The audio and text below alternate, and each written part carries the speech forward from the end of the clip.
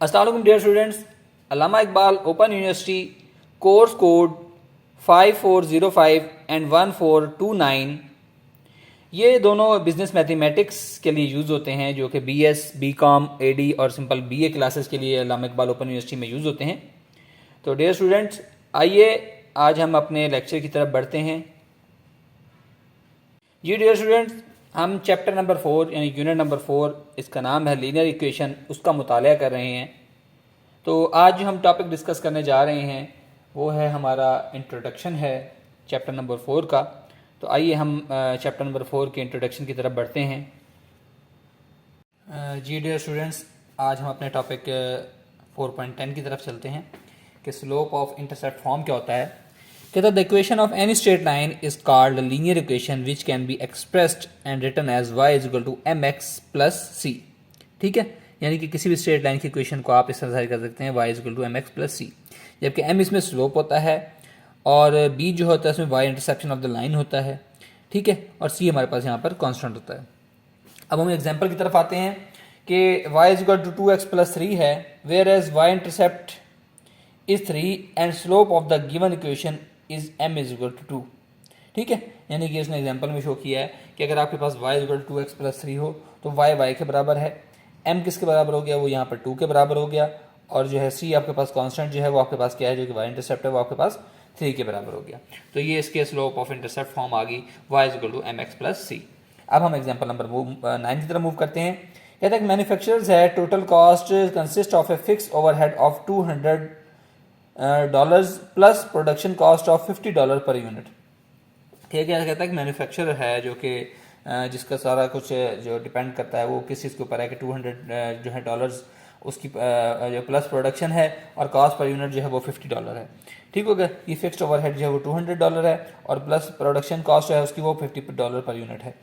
अच्छा, वो कहता है अब ए है कि express the total as a function of the number of unit produced, graph the equation, identify the slope and c intercept. कहता है ये आपने इसमें से 3 चीज़ें इसके अंदर से बतानी है। ठीक है, अब हम सबसे पहले सोल्यूशन की तरफ आते हैं। सोल्यूशन के अंदर वो हमारे से क्या कह रहा है कि लेट x हमारे पास x intercept of the number of units produce, then total cost is given by, total cost हमारे पास क्या हो जाएगी, cost per unit times number of unit time plus overheads, यानी कि हमारे पास टोटल कॉस्ट क्या आ जाएगी, कॉस्ट पर यूनिट जितने दफ़ा है और नंबर ऑफ यूनिट्स आ गए, यानी कि वो हमारे पास कितने हैं वो उसने बता दें कि 50 यूनिट्स हैं, और ओवरहेड्स कितने हैं, ओवरहेड्स ने बता दिए 200। तो यहाँ पर हमारे पास अब हम उसमें डिटेल बता रहे हैं कि हमारे पास कॉस्ट पर यूनिट जो है वो 50 है, नंबर ऑफ यूनिट प्रोड्यूस जो है वो हमारे पास ओवरहेड वो x के बराबर है, और x ओवरहेड जो हमारे पास वो किसके बराबर है, वो 200 के बराबर है। तो हमारे पास इक्वेशन क्या बन गई, c of x is equal to 50x plus 200, 50x plus 200, जबकि c हमारे पास क्या है, where c intercept is 200 and slope is 50। क्या है, c इंटरसेप्ट हमारे पास देखना, अगर हम उसकी इक्वेशन को कंपेयर करें y is equal to mx plus c से, तो देखें m आपके पास 50 के बराबर है, इसका स्लोप हो गया, x वैसे का वैसे ही है, और c हमारे पास इंटरसेप्ट है जो कि 200 के बराबर हो गया। ये इसकी अब हम इसके बाद आएंगे ग्राफिकल रिप्रेजेंटेशन, जिसको हम ग्राफ पे कैसे जाहिर करते हैं उसकी तरफ हम डियर स्टूडेंट्स आते हैं। ग्राफ बनाने का आसान सा तरीका है जैसा अभी हमने पढ़ा है, हमारे पास इक्वेशन है y is equal to 50x plus 200। अब आपने करना क्या है, पहले x की वैल्यू को 0 रखें, 0 पर जब रखेंगे तो हमारे पास y की वैल्यू आएगी 200, उसको एक ही डॉट कर लिया आपने। जब आपने x की वैल्यू को 2 रखा तो ये हमारे पास 300 आ गया, इसका डॉट ये बन गया। इसी तरह जब हमने 4 रखा तो 4 आपके पास ये 400 आ गया, 400 का पॉइंट आपने ये रखा। इसी तरह आपके पास 6 पे आपके पास ये पॉइंट आ गया, और 8 पे आपके पॉइंट ये वाला आ गया। इसने क्या किया है, इस लाइन को ऐसे मिला दिया, ये हमारे पास इसका स्लोप आ गया। ठीक है डियर स्टूडेंट, तो ये है इसकी ग्राफिकल रिप्रेजेंटेशन कि कैसे हमने इसका ग्राफ निकालना होता है। यानी आपने किया क्या होता है इसके अंदर, यहाँ पर आप कीमत पुट करते हैं, यानी कि 50 इंटू 0 प्लस 200, तो ये क्या हो गया, 0 हो गया 50 प्लस और ये 200, तो y आपके पास आ गया 200 के इक्वल। इसी तरह हमने फिर 2 रखा, 4 रखा, 6 रखा, इसी तरह हम इसकी वैल्यूज जो है वो निकालते हैं। ठीक हो गया डियर स्टूडेंट। अब हम आते हैं अपने नेक्स्ट टॉपिक की तरफ। Determining the equation of a straight line, determine the equation of a straight line. कहता है स्लोप एंड इंटरसेप्ट फॉर्म हमारे पास हमें पता है कि slope and intercept form of linear equation given by होती है y is equal to mx plus, वहाँ c था यहाँ पर y is equal to mx plus के कर लें। अगर हम if we know the slope m and y intercept 0k of the line representing an equation, then we simply substitute the value of m and k into the slope intercept form. हम उसको आसानी से कर सकते हैं. अब आप उसको एग्जांपल से इसको एलाबोरेट किया है. एग्जांपल से एलाबोरेट करते हुए उसने क्या किया, एग्जांपल नंबर 10 की तरफ आते हैं. वहां पर वो कहता है कि find the equation of the straight line that has slope m is equal to 4 and passes through the point -1 and -6. Firstly, we find y-intercept by putting the value of x and y into the slope-intercept form. वो हमारे पास क्या है, y is equal to mx plus k. y कितना है, ये वाला second point -6. m कितना है, m उसने हमारे पास दिया 4. x कितना है, -1. -6 is equal to 4 into -1 plus k. यहाँ से k की वैल्यू हमारे पास क्या आ गई, k की वैल्यू यहाँ पर हमारे पास -2 के बराबर आ गई है. ठीक है, यहाँ से k की वैल्यू निकल आई है. चलें अब हम नेक्स्ट उसके पॉइंट की तरफ चलते हैं कि आगे उसने क्या किया है. Hence हमारे पास hence the y-intercept is equal to 2. Now we will substitute all the values of and into the slope intercept form to get the equation of the जितनी वैल्यूज आई हैं उस फॉर्म के अंदर पुटअप कर दें. तो y is equal to आपके पास क्या आ गया, 4 स्लोप था, x वैसे के वैसे, k की वैल्यू -2 आ गई, तो y is equal to 4x - 2 ये हमारे पास आ गई. ठीक हो गया. अब हम नेक्स्ट पॉइंट की तरफ आते हैं. Point and slope form. कहता if we know the slope m and a point which lies on the line, we can find the y-intercept which is k by substituting m and the given point into the slope intercept form. y यानी कि अगर आपके पास मौजूद है y is equal to mx plus k. ठीक है, तो ये हमारे पास उसकी इक्वेशन, जनरल इक्वेशन बनेगी. अब मैं आपको उसका सोल्यूशन से बताता हूँ कि सोल्यूशन में बेसिकली किया क्या है कि आप इसको निकालते हुए क्या करना है डियर स्टूडेंट्स. तो इसमें आपने करना ये है, राइट द इक्वेशन, जैसे एग्जांपल नंबर 11 है कि right the equation of a line in slope and intercept form. ये जो पॉइंट स्लोप फॉर्म थी with the slope of 3 and goes through the point 3 and -2. अब क्योंकि उसने सिंस हमारे पास स्लोप जो है वो m इज इक्वल टू -3 दे दिया, पॉइंट आपके पास 3 एंड -2 है.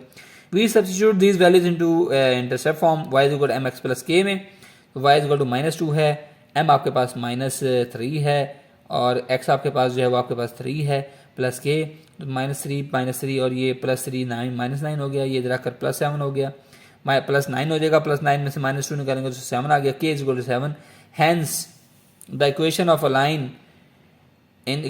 Line in slope intercept form is y is equal to -3x + 7. ये अब क्या किया है, k की वैल्यू निकल आई है, x और y आपको दिया हुआ है, m की वैल्यू आपको दी हुई है, y is equal to mx + k के अंदर इसकी वैल्यू पुट कर दें तो आपके पास इसका ये आंसर आ गया. ठीक हो गया स्टूडेंट. चलें अब नेक्स्ट पॉइंट की तरफ आएँ. वो नेक्स्ट टॉपिक हमारे पास है point slope formula. Point slope formula क्या है कि point slope formula for a straight line is given for non vertical straight line with slope m and containing the point x1 and y1.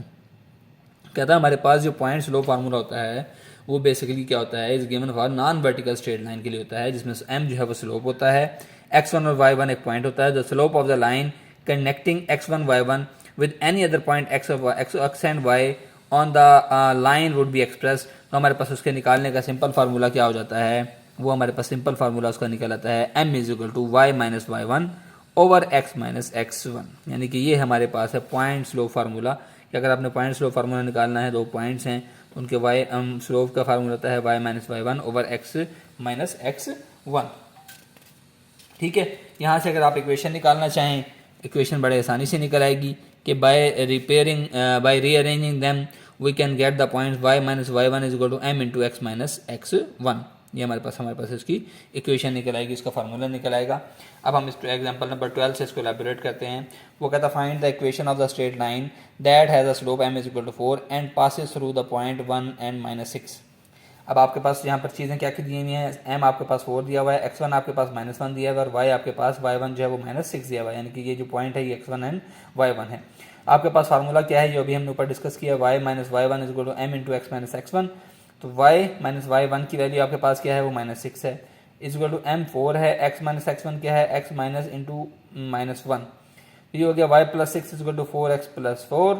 तो ये आपके पास y is equal to ये +6 से जाकर -6 हो जाएगा, तो y is equal to 4x minus 2. ये आपके पास आ गई. Hence the equation of the straight line using the point slope formula is equal to y is equal to 4x minus 2. ठीक है, ये हमारे पास क्या है, इक्वेशन ऑफ स्ट्रेट लाइन है जिसमें पॉइंट स्लोप फार्मूला हमने इस्तेमाल किया है, उससे हमने इसका आंसर निकाला है। ठीक हो गया डियर स्टूडेंट्स। चलें अब नेक्स्ट एग्जांपल नंबर 13 के ऊपर आते हैं। ये भी बड़ी आसान सी एग्जांपल है। एग्जांपल नंबर 13 कहता है find the equation of the line that has slope. अब उसने कहा स्लोप उसने दे दिया m is equal to 2/3 and passes through 0.6 and -2। वही अभी हमने जो ऊपर इक्वेशन पढ़ी है ना डियर स्टूडेंट, उसी इक्वेशन को लेके आगे पढ़ेंगे कि हमारे पास m दिया हुआ है 2/3 और x1 y1 दिया हुआ है 6 एंड -2। आपके पास फार्मूला क्या होता है y minus y1 is equal to m into x minus x1। y minus y1 आपके पास क्या है, वो -2 है, माइनस माइनस ये 2 आ गया, 2/3 m आ गया, और ये x माइनस x आपके पास क्या है, वो 6 है, x माइनस 6 आ गया, माइनस माइनस प्लस हो गया, y plus 2 is equal to 2/3 into x minus 6। तो y ये जो प्लस 2 है ये इधर जाकर हमारे पास -2 हो जाएगा, और इस इक्वेशन को जब सॉल्व करेंगे तो हमारे पास आ जाएगा -6। अब कुछ स्टूडेंट से परेशान हो जाएंगे, मैं आपको साइड हल करके दिखाता हूँ। 2/3x माइनस 2/3 इंटू 6 और ये प्लस 2 इधर आकर -2 हो गया, 3 3 और ये 3 2 तो ये आपके पास बन गया 2/3x -4 और ये -2, ये -4 -2 बनकर ये -6 इस तरह ही बन गया है।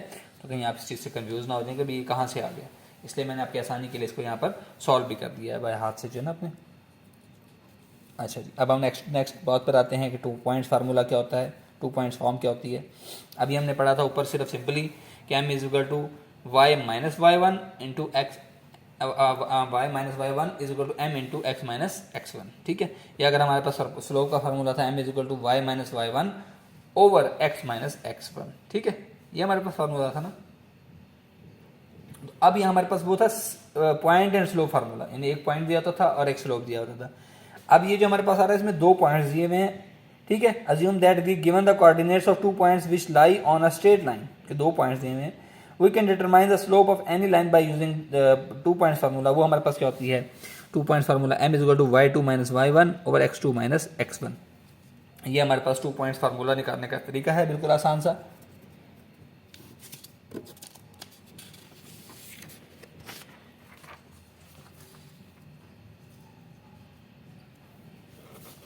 वो कहता है after getting the slope we can determine y intercept using the point formula. वो क्या होता है, जैसे y minus y1 is equal to m into x minus x1।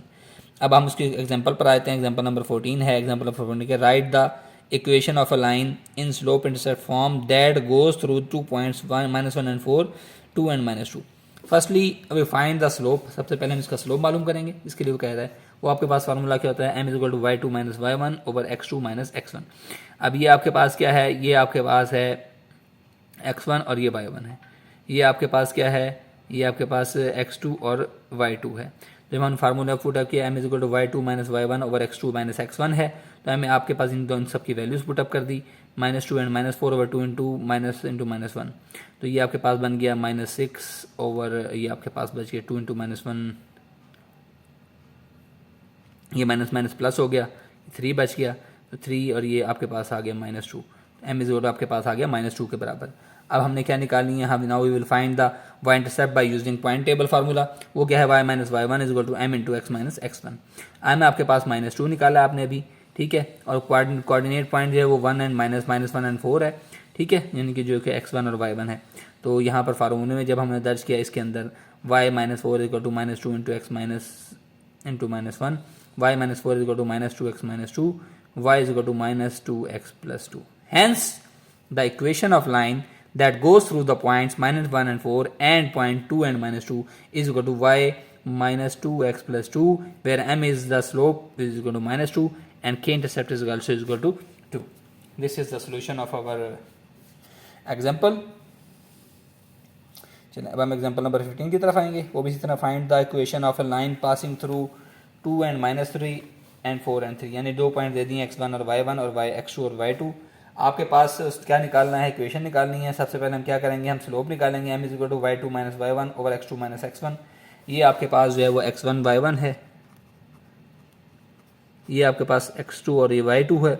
इसके अंदर ये वैल्यू पुटअप करते हैं, यानी कि y2 क्या है 3 माइनस इंटू -3, 4 माइनस इंटू -2, तो ये आपके पास हो गया माइनस, ये 6 हो गया, और ये आपके पास हो गया, ये यहाँ पर हो गया 4 प्लस 2, ये भी ये आपके पास हो गया, ठीक है। x2 है आपके पास 4, और माइनस x1 जो है वो आपके पास है 2। ठीक है, ये इसने माइनस 2 लिख दिया, जिसके से कन्फ्यूजन सा हो रहा है। आपकी बुक के अंदर है, ये थोड़ी सी एरर मिस्टेक है इसके अंदर। तो ये आपके पास 3 माइनस माइनस प्लस, तो ये आपके पास 6, और ये 4 माइनस 2 आपके पास 2 बच गया। 6/2 जो है वो आपके पास 3 आ गया। ठीक है, तो यहाँ पर आपके पास स्लोप निकला है। अब हमने निकालनी है इसकी इक्वेशन निकालने के लिए हमारे पास वही सिंपल फार्मूला जो पहले हम यूज़ करते आए हैं, using the point slope formula m=3 and x1 y1=2 × -3। वो आपके पास वही वाली इक्वेशन है।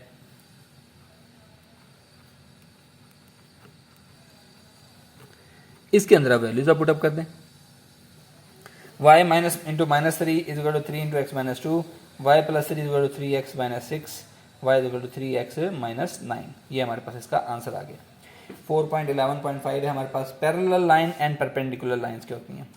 To lines with the given slopes m1 and m2 are said to be parallel to each other if only m1 = m2। यानी कि दो slope उस वक्त पर हमारे पास हम कहेंगे कि ये एक दूसरे के क्या हैं, पैरेलल है, मुतवाज़ी हैं। जब m1 = m2, यानी दो स्लोप हैं, अगर एक दूसरे के मुतवाज़ी आ जाएं या पैरेलल आ जाएं तो वो हमारे पास m1 = m2 हो जाएगा। और अगर हमारे पास इन दो हमारे पास अगर ये हों two lines with the given slope m1 and m2 are said to be perpendicular with each other if they are on this condition, m1 - 1/m2 = और या m1 m2 = 1। यानी कि दोनों स्लोपों का प्रोडक्ट अगर 1 के इक्वल आ जाए तो फिर भी ये हमारे पास लाइंस जो हैं वो क्या होंगी, ये परपेंडिकुलर होंगी। अच्छा, अब हमारे पास उसके बाद आ गई है एग्जांपल आ गई है। वो कहता है given that two lines are passing through the point 3 and -2, if one line is perpendicular to y = 3x + 1 and other line is perpendicular to it, find equation of this line. सबसे पहले हम क्या करेंगे, the slope of y = 3x + 1 is 3। The slopes of the line passing through 3 and -2 and perpendicular to y = 3x + 1 must be equal to -1/3। दस by using हमारे पास point slope formula हमारे पास ये आ जाएगा, y माइनस इंटू -2 = -1/3 × x - 3। तो y आपके पास ये minus minus +2 हो गया, इधर आकर फिर -2 हो गया, y = आ गया 1/3 x - 1। The line passing through 3 and -2 and parallel to y = 3x + 1 has also slope 3। By using the point slope formula we get y - 2 = 3 × x - 3, तो y = 3x - 11। ठीक है, ये इसका हमारे पास डियर स्टूडेंट्स का ये आंसर आ गया है इक्वेशन का।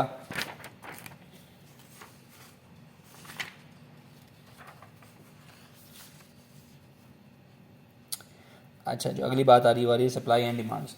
The supply and demands for a product are usually related to its price. यानी कि सप्लाई और डिमांड जो है वो प्राइस पे डिपेंड करती है।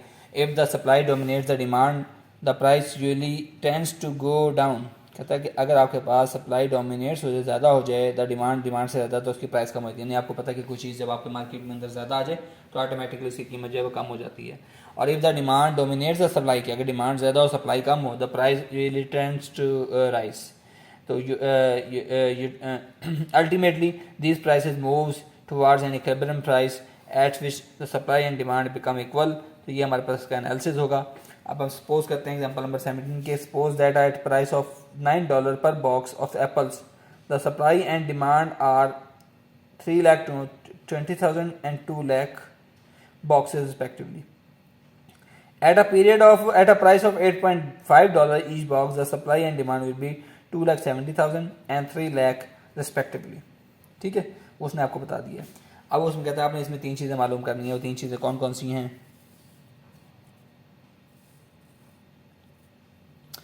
Establish a price supply equation of the form P = mx + b, where P is the given price in dollars, x is the given supply in thousands of the boxes।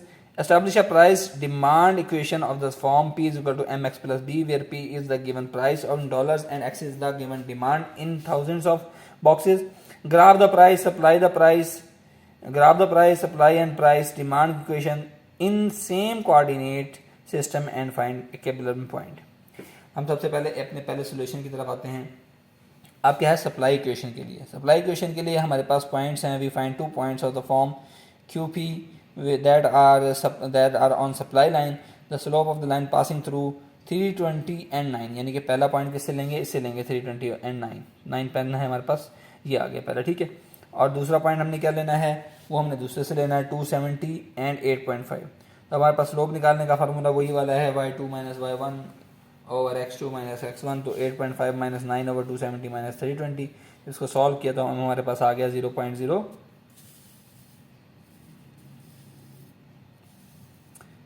ठीक है। अच्छा मैं आपको दोबारा बता दूं कि हमने इसमें से प्राइस, सबसे पहला जो ये ऑप्शन है वो हमारे पास क्या था कि हमने सप्लाई की इक्वेशन को यूज़ करते हुए हमने जो है वो निकालना है इनकी बॉक्सेस की वैल्यू के हवाले से बात करनी है कि अगर हमारे पास इस्टेब्लिश है प्राइस सप्लाई इक्वेशन, हमने इक्वेशन बनानी है।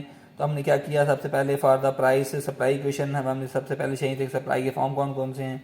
तो वो हमारे पास जो वैल्यूज़ दी हुई थी उसमें से पहली वैल्यू जो हमें सप्लाई की है तो 320 इंटू 9 आ गया और 270 इंटू 8.5। अब आप ये कहेंगे कि 320 कहाँ से आ गया, बेसिकली क्योंकि इन 1000 है। जब आप किसी वो आपके पास बेसिकली एक्चुअल अमाउंट आपके पास क्या थी, एक्चुअल अमाउंट तो आपके पास थी ये वाली 3,20,000, लेकिन जब क्योंकि पर 1000 में आ गया तो उसको 1000 से डिवाइड किया तो हमारे पास पॉइंट आ गया 320 इंटू 9। इसी तरह आपका दूसरा पॉइंट था 2,70,000, लेकिन क्योंकि पर 1000 के हिसाब से करना है तो 270 इंटू 8.5 जो आ गया हमारे पास इसका आ गया। तो यहाँ से अब स्लोप निकालना आसान हो गया, y2 माइनस y1 यानी 8.5 minus 9 over x2 minus x1 270 minus. तो इसको जब सॉल्व किया तो हमारे पास इसका m की वैल्यू आ गई 0.01। The equation of the line passing the equation of the line using point slope form हमारे पास क्या निकल आई, वही वाली equation y minus y1 is equal to m into x minus x1। तो ये आपके पास क्या हो गया, y आपके पास है p minus 9 is equal to 0.01 into x minus 320। तो p इज इक्वल टू आपके पास इसके इक्वल आ गया 0.01x इंटू ये आपके पास हो गया, उसको मल्टीप्लाई किया जो 3 हो गया और ये माइनस का 9 इधर का प्लस 9 हो गया। तो p इज इक्वल टू आपके पास आ गया 0.02x इज इक्वल टू 5.8 आ गया। ठीक हो गया डियर स्टूडेंट। ये हमारे पास क्या आ गई है, सप्लाई के हवाले से हमारे पास जो इक्वेशन निकालनी थी वो हमारे पास निकल आई है। अब सप्लाई में हमने पहले पॉइंट्स लिए थे, अब जो हम डिमांड का बनाएंगे for the price demand equation the slope of the line passing through 209 and 308.5। अब जो इसमें से हमारे पास दूसरे पैरे के अंदर जो थे दूसरे पॉइंट थे उससे अब हम बना रहे हैं, यहाँ से अब स्लोप निकालेंगे हम is equal to y2 minus y1 over x2 minus x1। तो ये आपके पास निकल आएगा minus 0.05। The equation of the line using point slope form is p minus 9 is equal to minus 0.5 into x minus 200। जब इसको सॉल्व किया तो हमारे पास इक्वेशन आ गई p is equal to minus 0.005x plus 10। अच्छा अब उसके बाद हमारे पास c पॉइंट आ गया। c पॉइंट में हमारे पास क्या कहता है, c पॉइंट में कहता है कि we equate price supply equation and price demand equation to find the point of intersect. हमको निकालने के लिए क्या करेंगे, हम दोनों इक्वेशन को कंपैरिजन करेंगे। ये वाली इक्वेशन जो निकली थी ये वाली, और एक हमने पीछे निकाली थी ये वाली इक्वेशन आ गई माइनस 0.005x प्लस 10 और पिछली इक्वेशन थी 0.02x प्लस 5.8। एक्स वाली वैल्यूज़ को अलग कर लिया हमने और इस दूसरी वैल्यू को अलग कर लिया। तो यहाँ से हमारे पास एक्स की वैल्यू निकल आई 280, हमारे पास इसकी वैल्यू निकल आई। ठीक है। अब उसने उसमें मजीद कहा था कि अगर आप इसको graph we equate the graph, तो आप इसको कर लिया हमने इसको, यानी कि हमारे पास इसमें एक्स की वैल्यू आ गई। अब इसको ग्राफ के ऊपर अगर आप रिप्रेजेंट करना चाहें तो ये पॉइंट्स डालते हैं, ये पॉइंट्स आपके पास आते हैं, इनको मिलाते हैं तो ये आपके पास क्या निकल आएगा, इसका स्लोप भी निकल आएगा और जो चीज़ आप निकालना चाह रहे हैं वो आपकी इसमें निकल आएंगी। ये इसकी ग्राफिकल रिप्रेजेंटेशन है।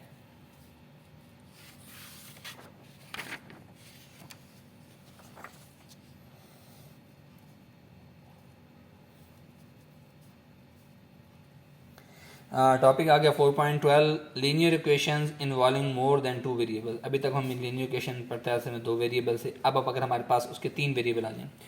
When there are more than 2 variables in a linear equation for this the algebraic properties remain same but the only difference occur in the graphical representation. यानी कि अगर आपके पास कोऑर्डिनेट सिस्टम पहले एक्स और y थे और उसमें अगर कोई एक और कोऑर्डिनेट ऐड हो रहा है तो इससे वो कहता है कि इससे आपके और किसी इक्वेशन के ऊपर कोई फ़र्क नहीं पड़ेगा, प्रॉपर्टीज़ के ऊपर कोई फ़र्क नहीं पड़ेगा, लेकिन आपके पास क्या है जिसका ग्राफिकल रिप्रेजेंटेशन है वो चेंज हो जाएगी। यानी आप अगर दो सिंपली से ग्राफ निकालना चाह रहे हैं तो उसकी और रिप्रेजेंटेशन होगी। अगर आप 3 डिग्री का निकालना चाह रहे हैं जिसको 3D कहते हैं तो उसके लिए हमारे पास क्या होता है, उसकी रिप्रेजेंटेशन और तरह की होती है। With the increase in variable, the graph axes are also increased like or 2 variable x and y axis of the graph and x axis and y axis. But if we have 3 variables, कि अगर हमारे पास 3 आ जाएं x, y and z, so the axis of the graph will be x axis, y axis and z axis। यानी कि अब हमारे पास जो है वो एक्सिस जो है वो ज़्यादा हो गए हैं। पहले x और y एक्सिस होते थे, अब क्या आ गए हैं x, y and z axis आ गए हैं। ठीक हो गया। अच्छा 4.12 का इसका टॉपिक जो नंबर 1 है वो आपके पास क्या क्या 3 डायमेंशनल कोऑर्डिनेट।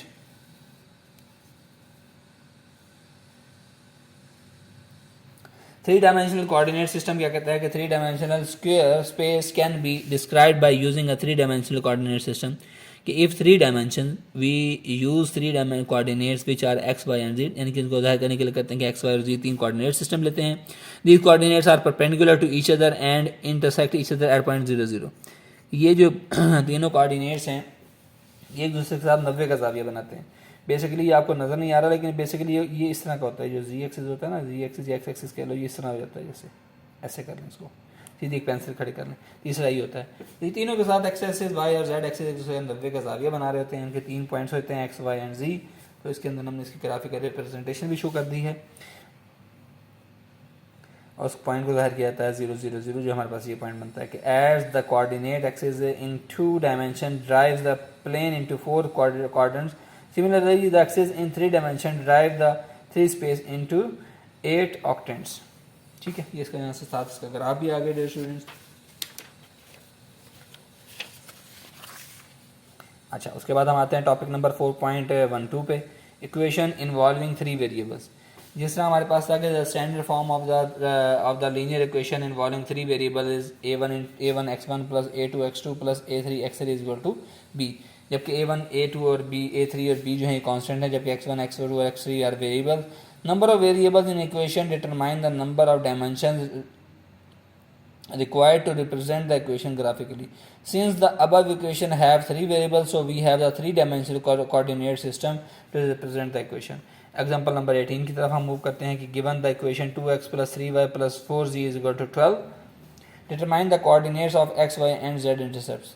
तो फर्स्टली हम क्या करेंगे, जब इस तरह की सिचुएशन आपके पास है, कहते हैं आपको कोऑर्डिनेट डायरेक्शन में आपने निकालना है, आपने क्या करना है कि पूरी इक्वेशन के अंदर से पहले एक को जीरो रखने का। हम सबसे पहले सपोज करते हैं लेट y एंड z, कहता है we set any 2 variables equal to 0 and then we will be able to solve for the remaining variable.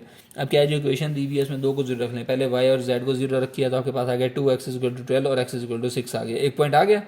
सो हमारे पास पॉइंट ऑन x एक्सिस आ गया 6 0 0। सिमिलरली हम फिर x और z को 0 करके देखते हैं तो हमारे पास आ जाएगा 3y इज इक्वल टू 12 और y इज इक्वल टू 4 आ गया। सो द पॉइंट हमारे पास आ गया, तीसरा वो आ गया 0, दूसरा पॉइंट 0 4 एंड 0 आ गया। also let x is and y is equal to 0, then आपके पास 4z is equal to 12 और xz is equal to 3 आ गया। पॉइंट ये निकला है 0 0 and 3। Graphical representation of 3.600 040 and 003 is given below.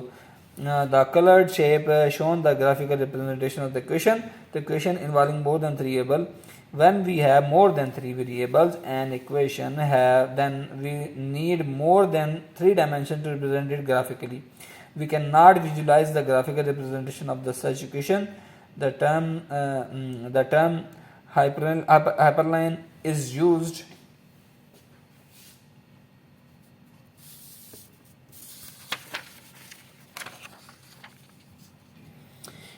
to describe the geometric representation of such equation. Mathematically, this type of equation can be written as a1x plus a2x plus anx is equal to b, where आपके पास क्या होता है इसमें a1 a2 a3 से लेकर b तक यार constant है, x1 x2 x3 ये हमारे पास वेरिएबल्स हैं। तो डियर स्टूडेंट्स, इसी के साथ हमारे पास जो चैप्टर नंबर 4 की जो थ्योरी थी वो आज कंप्लीट हुई है। ठीक है, आई होप कि आपको पिछला लेक्चर भी अच्छी तरह आपने तैयार किया होगा और ये लेक्चर भी आपने अच्छी तरह तैयार करना है। इन 2 लेक्चर्स को करने के बाद आप एलिजिबल हो जाएंगे कि आपके पास जो आगे सेल्फ असेसमेंट एक्सपेक्टेशंस आ रही हैं या क्वेश्चंस आ रहे हैं उनको आप इजीली सॉल्व कर सकें। तो इंशाल्लाह नेक्स्ट लेक्चर में हम अपने नेक्स्ट टॉपिक यानी कि एक्सरसाइज सेल्फ असेसमेंट एक्सरसाइज जो है उसके साथ हाजिर होंगे। तो keep touch with my channel, और किसी भी क्वेरी की सूरत में आप इनबॉक्स के अंदर और इनबॉक्स कह रहा हूँ, आप कमेंट सेक्शन के अंदर सवाल पूछ सकते हैं या कमेंट सेक्शन के अंदर आप पिक्चर बनाकर उसको शेयर कर सकते हैं जो आपको प्रॉब्लम होगा। तो I will respond your queries. Thank you, Allah हाफिज़।